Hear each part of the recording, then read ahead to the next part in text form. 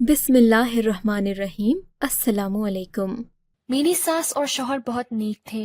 रात के 1 बजे वो उठते और सख्त सर्दी में लॉन में जाकर इबादत में मशगूल हो जाते। एक दिन अचानक तहज्जुद के वक्त मेरी आंख खुल गई तो सोचा सास और शौहर के पास जाकर इबादत करती हूँ। जैसे ही मैं लॉन में पहुंची तो हक्का बक्का रह गई, क्योंकि वहां सास नहीं बल्कि एक। मेरा नाम ताबिंदा है। मेरे वालिद की बचपन में वफात हो गई थी, इसलिए सारे घर की जिम्मेदारी मैंने अपने कांधों पर ले ली। छोटे बहन भाइयों को पढ़ाया लिखाया और उनकी शादियां की। इस सारे चक्कर में मेरी उम्र काफी ज्यादा हो गई। अब मेरे लिए किसी कवारे का रिश्ता आना मुश्किल था, लेकिन अल्लाह का करना ऐसा हुआ कि एक गैर शादीशुदा शख्स का रिश्ता मेरे लिए आ गया। वो न सिर्फ अमीर बल्कि हैंडसम और मेरी ही उम्र का था। उसकी माँ ही थी और घर में कोई भी नहीं था। हमारी शादी बहुत सादगी से हुई थी। मेरी सास एक नेक खातून थी। सारी सारी रात वो इबादत करती रहती थी, लेकिन अजीब बात ये थी कि वो इबादत अपने कमरे में नहीं बल्कि लॉन में करती थी। रात के 1 बजते ही वो लॉन में चली जाती, चाहे सर्दी हो या गर्मी वो उधर ही जाती थी। पता नहीं उससे कमरे में क्या मसला था। और इससे भी अजीब बात ये थी कि मेरा शौहर भी 3 बजे उठता और माँ के साथ जाकर बैठ जाता। एक बार बारिश हुई तो सर्दी भी बढ़ गई, लेकिन फिर भी माँ बेटा कभी इबादत का नागा नहीं करते थे। कई बार मैंने भी इरादा किया कि मैं भी उनके साथ इबादत करूंगी, मगर वो हमेशा मुझे मना कर देते कि तुम रहने दो, तुमसे रात के 1 बजे कहाँ उठा जाएगा। ये बात सच भी थी, क्योंकि मैंने कई बार इरादा किया था कि रात को लाजमी उठूंगी, मगर जाने इतनी पक्की नींद कैसे आ जाती थी कि आंख ही नहीं खुलती थी। एक बार हैरत अंगेज तौर पर मेरी आंख तहज्जुद के वक्त खुल गई। मैंने सोचा मैं भी शौहर और सास के पास चली जाती हूँ। मैं मुंह हाथ धोकर जैसे ही लॉन में पहुंची, ये देखकर मेरे कदमों तले से जमीन निकल गई। वहां तो सास मौजूद ही नहीं थी और मेरा शौहर अकेला बैठा कुछ जला रहा था।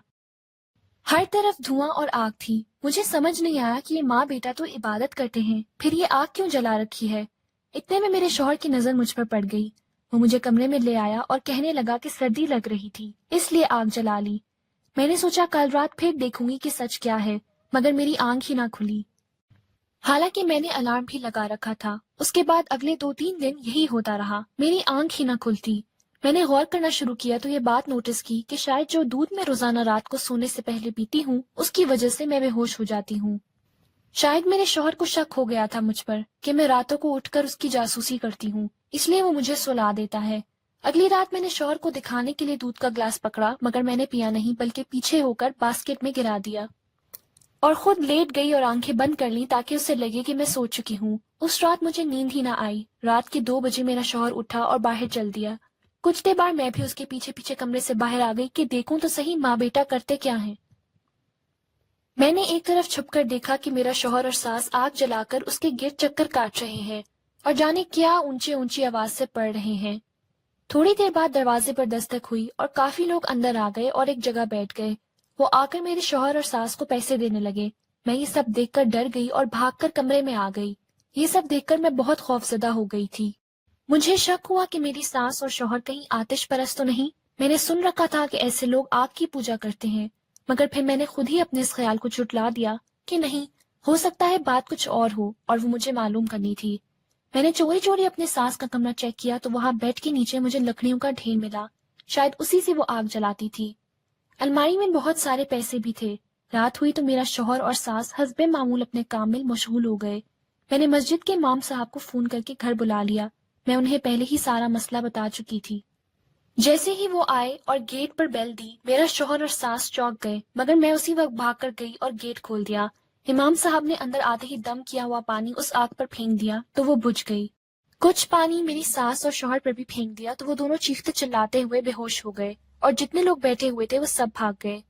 मुझे इमाम साहब ने बताया कि वो दोनों काला जादू करते थे। उस आग पर वो मंत्र पढ़ पढ़ कर फूका करते थे।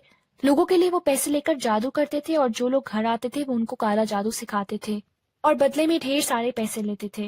मैंने शुक्र अदा किया कि उनकी असलियत वक्त पर मेरे सामने खुल गई। अल्लाह ने मुझे बचा लिया था, वरना एक दिन शायद वो मुझे भी अपने जैसा बना लेते। मैंने उससे खुला लेकर उन माँ बेटों पर केस कर दिया कि ये लोगों को गुमराह करते हैं। बहुत जल्द उन माँ बेटों को पुलिस ने पकड़ लिया और उन्हें जेल हो गई। आपको अगर ये कहानी अच्छी लगी है तो इस वीडियो को लाइक कीजिए और इस तरह की मजीद कहानियाँ सुनने के लिए हमारे चैनल को जरूर सब्सक्राइब कीजिए। कहानी सुनने का शुक्रिया। आपसे मुलाकात होगी अगली वीडियो में। तब तक के लिए अल्लाह हाफिज।